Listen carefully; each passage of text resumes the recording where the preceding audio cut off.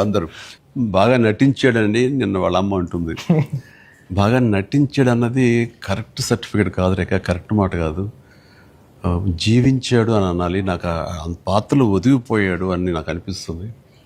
నేను యాక్టర్ నాకు తెలుసు. అవతల క్యారెక్టరు ఏడుస్తూ మనల్ని ఏడిపిస్తే కనుక అది నటన. వాడు ఏడవకుండా కళ్ళల్లో ఆ భావం పలుకుతూ చూసే ప్రేక్షకులు ఏడిపించాడంటే వాడు జీవించినట్లు. నేను అక్కడ ఒక క్యారెక్టర్ చూస్తాను తప్ప చరణ్ని చూడట్లేదు. పెద్ది కనపడుతుంది నాకు అక్కడ. పెద్ది తను ఏడవకుండా తన భావోద్వేగాల్ని కళ్ళ ద్వారా చూపిస్తున్నాడు తప్ప ముఖవళికల ద్వారా, మజిల్స్ ద్వారా చూపించట్లేదు. అది చరణ్ స్పెషాలిటీ. అందుకని మనం ఎక్కువ ఇన్వాల్వ్ అయిపోతారు. ఏం నటించేట అనొచ్చు, చాలా గొప్ప గొప్ప నటులు ఉండొచ్చు, వాళ్ళ సిస్టమ్ వాళ్ళ విధానాలు చేయొచ్చు.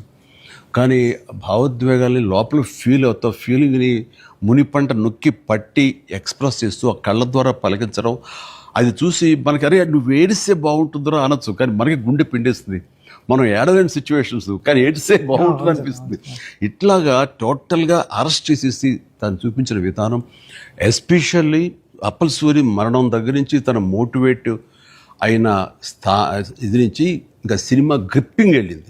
ఇంకా డీవియేషన్ లేదు. అది చాలా చక్కగా పరిపూర్ణంగా సఫలీకృతమైనట్లు. అది అక్కడ తను చాలా బాగా ప్రజెంట్ చేశాడు.